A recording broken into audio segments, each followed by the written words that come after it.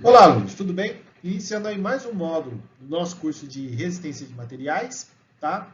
Hoje nós vamos falar sobre projetos de viga prismáticas. Nesse módulo, gostaria de salientar que ele é baseado justamente na parte de dimensionamento, tá bom? Nós vamos ter hoje aula sobre projetos por tensões admissíveis, teremos uma sobre projetos por fator de carga e uma aula de exercícios explorando esses conhecimentos. Essa parte é justamente a parte final do nosso curso, o toque de engenharia que eu quero passar para vocês. É aqui que é nessas aulas que vai mostrar a qualidade do engenheiro, tá? De fazer um projeto seguro e com viabilidade econômica, tá? Então esse aí é o toque final que vai dar aquela qualidade para vocês como profissionais.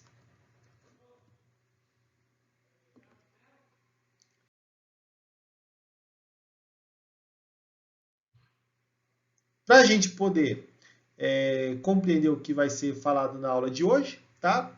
Uma breve recapitulação vai estar baseado nas aulas 20, 22 e 26 do curso de Mecânica dos Sólidos, tá? Que a gente vai trabalhar com coeficientes de segurança, círculo de Mohr e os conceitos de tensão cisalhantes e tensões normais de flexão aplicado em barras. Bom, a nossa aula foi dividida em 3 partes, sendo que a primeira, nesse primeiro tópico, vamos estar falando sobre fazer uma introdução ao tema. Falaremos sobre projetos de viga prismática, baseado na metodologia da tensão admissível, e como vocês fazerem projetos com viabilidade econômica, como que isso funciona.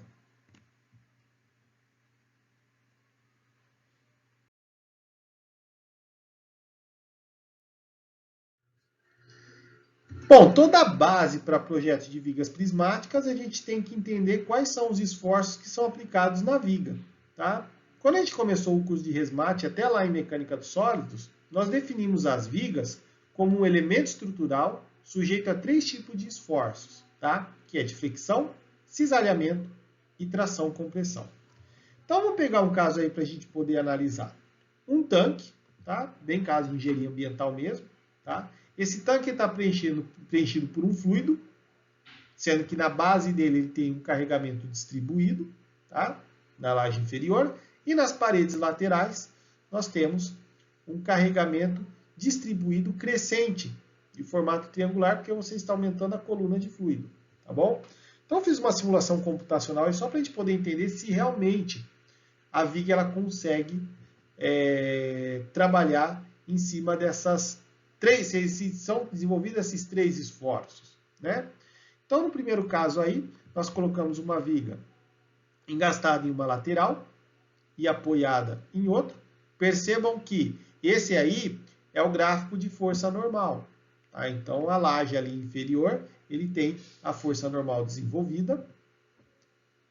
Nós temos um gráfico de força cortante. Percebam como são desenvolvidas as forças cortantes, tanto na viga e na base, né, na laje inferior, quanto nas paredes laterais. E nós temos o gráfico de momento fletor, também atuante nos 3 elementos do nosso tanque. Fazendo agora uma simulação por uma viga que ela é bem gastada, então nós temos aqui praticamente que a força de tração e compressão ela é nula. Então não existe uma viga bem gastada nessa situação de análise as forças de tração e compressão. Nós temos aí agora analisando uma força cortante. Então uma viga, a estrutura em si, o tanque, ele consegue desenvolver forças cortantes devido a essas forças aplicadas pelo fluido. E também o momento fletor, tá bom? Esse momento fletor que a gente trabalha é o que provoca o quê? As tensões de flexão. A força cortante vai desenvolver o quê? As tensões cisalhantes e as forças de tração e compressão, as tensões normais. Se vocês forem ver bem, a tensão normal, ela vai ser bem reduzida em termos de significância frente às outras duas forças perpendiculares que possa ser atuante na estrutura.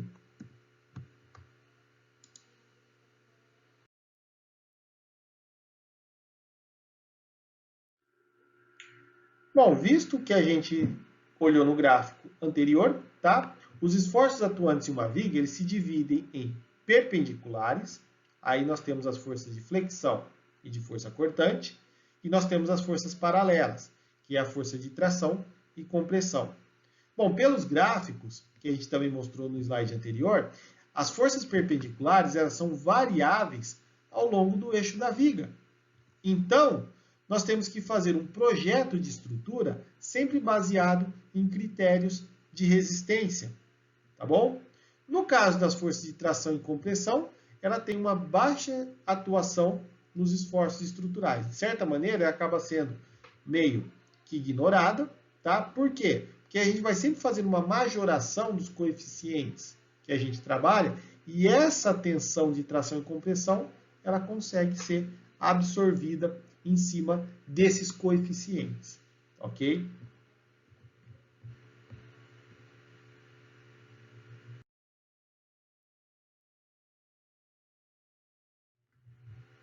Bom, então vamos analisar aí quais são as tensões principais em uma viga. Ela varia de acordo com o tipo de carregamento, ela varia de acordo com as solicitações que são feitas, tá? Eu fiz algumas simulações só para a gente poder ilustrar o que eu estou falando. Então, vamos pegar, por exemplo, uma viga biapoiada com carregamento pontual. Se eu faço a análise de deslocamento da minha estrutura, ela vai ter esse comportamento abaulado aqui, tá?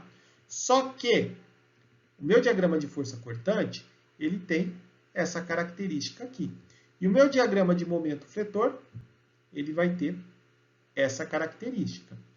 Agora eu vou pegar a mesma estrutura e vou colocar uma força equivalente. Tá? Essa estrutura, ela tem 10 metros, tá? Não coloquei na figura, mas essa força distribuída, ela vai ter um pontual equivalente àquele.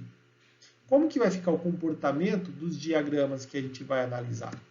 Então, a primeira coisa que nós temos, vamos analisar o deslocamento dela. O deslocamento é similar ao carregamento pontual.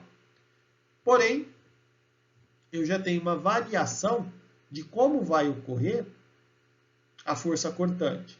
Em vez de ela ser contínua, agora ela é uma reta decrescente linear.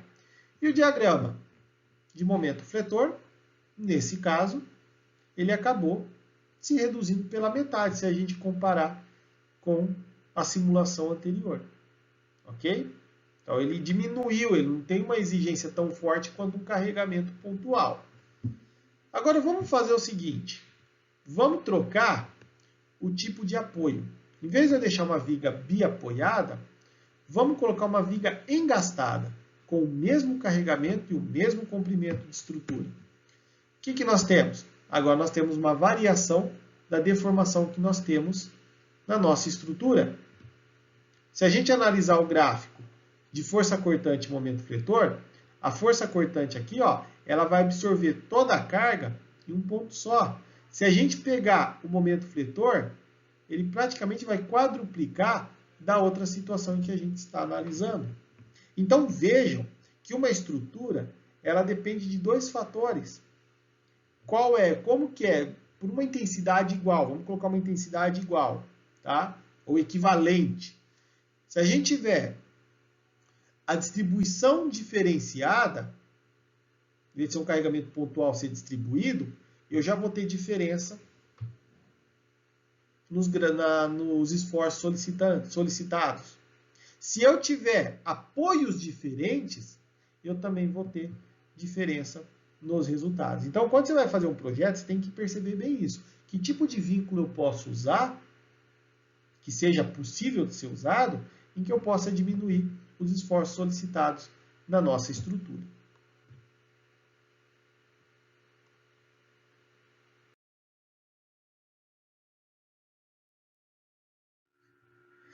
Bom, de posse dos dados do diagrama de força cortante e momento fletor, nós vamos começar a determinar as tensões. Então, em uma estrutura, nós temos tensões normais.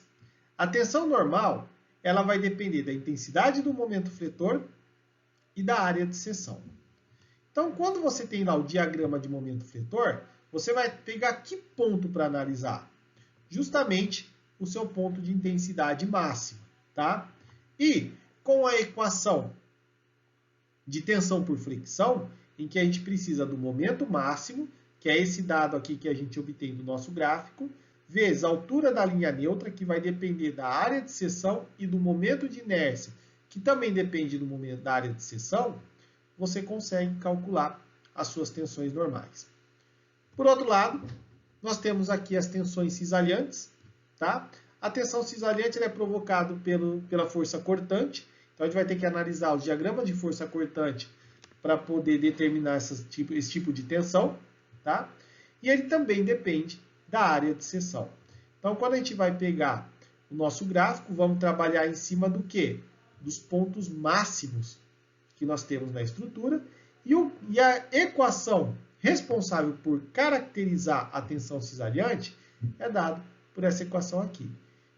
3 sobre 2, ou 1,5, da força fletora, da força cortante máxima, dividido pela área de seção do nosso objeto.